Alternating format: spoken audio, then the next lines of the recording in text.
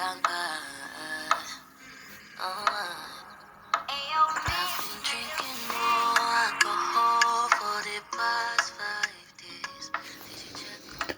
ek is Skyler Derrigan en dit is die derde episode van Sielsoektog. Ek is liefde, ek is lig, vat 'n bietjie van my sig. Vandag het ons vir Estelle Suster se pa, Andrew Suster, met ons. En hy gaan 'n bietjie met ons gesels as ouer en versorger van haar oor haar journey van mental health. Hi Andrew. Hi, Hoe gaan dit? gaan goed. Okay. So die eerste vraag is, wat verstaan jy van sielsiekte en depressie? Verstaan nou 'n bietjie by meer vir die ondervinding wat ek gehad het toe Estelle, ek sal sê uitgesak het in depressie, lelik uitgesak het. Depressie is nie vir almal nie. Elkeen is verskillend, maar is 'n baie swaar journey om deur te gaan, as dit jou die eerste keer tref. Hoe het dit vir jou as pa geaffekteer? Dit het my baie swaar geaffekteer vir in die situasie wat Estelle was. Sy het nie my geken en sy het ook nie haar grootma pa eintlik geken nie. En sy was aggressief. Ek het al baie kennis gemaak met depressieleiers, maar nie die aggressiewigheid in die depressie nie. Daarom het ek kan sê elke een se geval is verskillend. Het dit vir jou bang gemaak? Dit het my nie eintlik bang gemaak nie. As jy ouer is, 'n ma of 'n pa, daai tyd moet regop staan, styf staan. En jou geloof moet dan vir jou kan dra. Hoe hanteer jy nou jou dogter se siekte? Ek hanteer dit nou, want sy is weer rustig. Die rustigheid is daar. Ons kan praat met mekaar, ons kan mekaar verstaan. Ons kan mekaar misverstaan, maar dan sal ek haar aanspreek en sê nee. Kom weer af. Ons is alleen nie, ons moet mekaar verstaan. En ons praat met mekaar en dit is die belangrikste. Watter raad het jy vir ouers en partners daar buite? Die raad vir ouers, as die kind val in depressie. Die kind het al wat die kind daai oomblik soek is liefde van die ouer. Want as die ouer hom verstoot, waarna toe gaan hy dan? Dan gaan hy al dieper in depressie. En die ouer moet dan leer om geduld te hê, baie geduld te hê, en te verstaan, en kan oplet die mood swings, en daarbij ook te kan inpas. Allemaal hy dinge, en bid maar, bly op jou knieë, want jy kan niks maak nie. Is net jou skepper, en die persoon weer kan oplig, weer kan gezond maak, weer kan heel, volkome kan heel. Dit is wat ek kan sê, dit is wat ek ondervind, tot nou toe. En as die persoon nou 'n partner het, 'n girlfriend of 'n boyfriend of 'n man of 'n vrou, watter raad sal jy vir hulle gee? Want daai verhouding is mos bietjie anders as 'n verhouding tussen 'n ouer en 'n kind. Daai verhouding moet maar basies dieselfde wees. Is nie maklik vir as iemand 'n depressieleier is om 'n partner te hê nie. Daai partner moet regtig waar kan verstaan waaroor dit eintlik gaan. Want hy, soos ek dit kyk, hy sal nie lank bly nie. As hy nie meer kan nie, dan sal hy dit net so los. En dan is die een wat depressie het, baie slegter af as wat hy was. Dink jy dat meer mense hulle self moet educate oor depressie en stres en bipolar en skizofrenia Dink jy dis 'n goeie ding dat mense hulle self inlig omdat jy nou in die situasie is? Baie mense hier waar ek woon ook, het maar baie min kennis van depressie.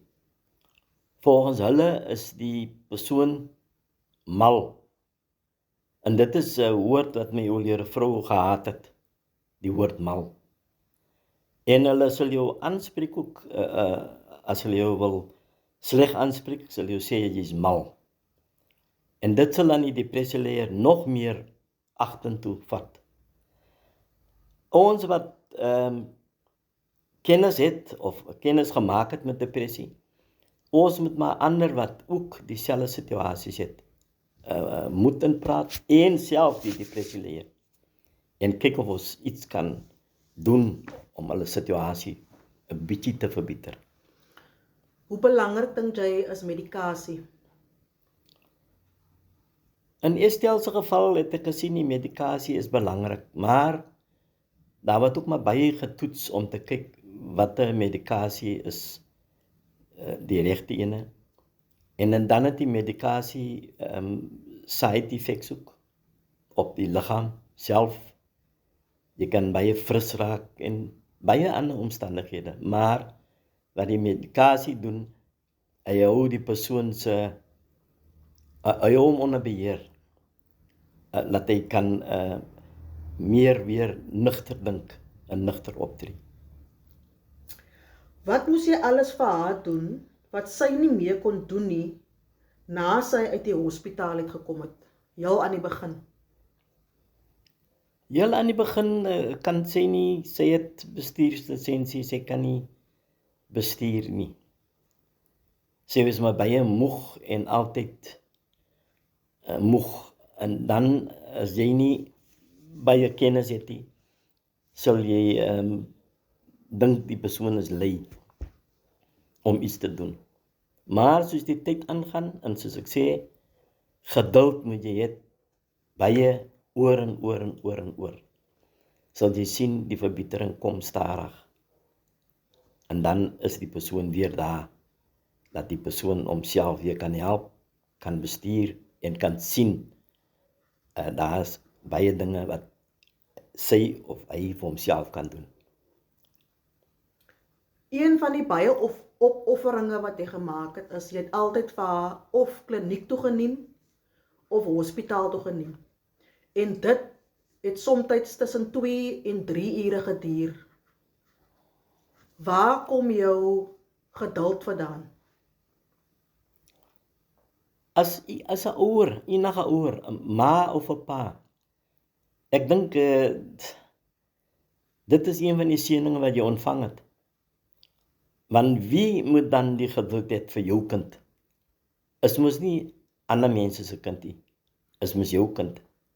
So in my geval, die ma is nie meer hier nie, dan moet ek daai plek vol staan.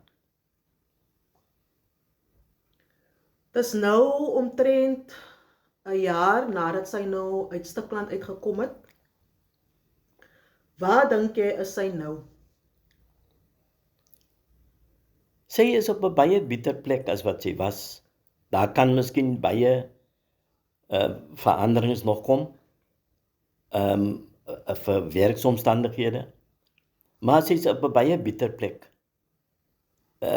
By die begin, toe sy ingeval het, kan ek of baie ander nooit gedink het, sy sal weer op die level wees wat sy nou is. Ons het gedink, dit gaan 'n baie lang storie wees, of dit gaan 'n storie wees wat glad nie opgelos kan word nie. Maar ek sê weer, deur die geloof is sy gesond en bitter, en sy kan bestuur weer, en baie dinge vir haarself doen. Daarvoor is ek elke dag baie dankbaar. Want as ek daar by die hospitaal het gesien, hoeveel is daar baie mense weet nie. Hoeveel is daar in die hospitale wat depressieleiers is? Kinders, groot mense, middelmatige mense, jy kan nie glo nie as jy gesien 'n getal mense daar.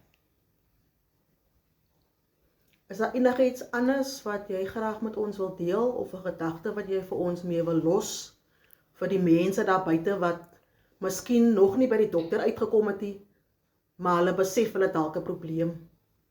Of is daar iets wat jy vir iemand wil sê om vir hulle aan te moedig om nie op te gee nie, om aan te hou? Wat is jou gedagtes? My gedagte is net, as dit jou kind is of familielid en jy kan bystaan, jou bystand, jy sal nooit kan weet nie. Jou bystand en jou bietjie praat en bietjie moed, ja, daai ene baie. Want in die meeste gevalle dink hulle, niemand gee om vir hulle nie. En dit moet aan hulle gebring word, stadig aan. Daar is mense wat omgee vir hulle. Hulle is nie alleen nie. En op die manier gaan hulle, die gaat sien, stadig aan gaat hulle weer heel. En hulle sal dan maklik met jou kan praat, as iets vir hulle bekommer. Watter advies sal jy gee vir die partners wat moet deel met iemand wat sielsiek is, wat nou in die jonger generation is soos jou dogter? Watter advies sal jy vir hulle gee? Ek kan nie eintlik vir hulle advies gee daar nie, want dit is 'n baie complicated storie. As jy jonk is en jy het geen kennis van depressie nie, geen kennis nie, gaan dit baie swaar wees vir jou om daardie storie te kan oplos, of daardie storie te kan help om dit op te los. Want jy is jonk, as jy niks ervaring het van dit, is gaan nie maklik wees nie. Dit kan ek nou sê, dit gaan nie maklik wees nie. Die dokters was baie goed vir Estelle, in die Parel en in Stikland. Sal jy saamstem met dit? Nee, ek kan eerlikwaar sê, Parel Hospitaal se afdeling daar is baie goed. Van die begin af wat sy opgeneem gewees het daar vir 'n hele tydperk. Hulle was baie goed, baie behulpsaam en altyd aan my probeer verduidelik en altyd moed ingepraat dat die persoon is siek, maar jy sal binnekort sien, as hy weer hier uit, dan is hy weer gesond. Stikland is die eerste keer wat ek daar gekom het by Stikland. Ek ken Valkenburg, ken ek. Maar as die eerste keer wat ek by Stikland uitgekom het, daai hospitaal, kan ek eerlikwaar sê, daai hospitaal is top. Daai hospitaal is top. Alles daar is top. En die pasiënte wat soontoe gaan, as hulle uitkom, daar is verbetering. Daar is gesondheid vir hulle. Hulle kan seker wees daarvan.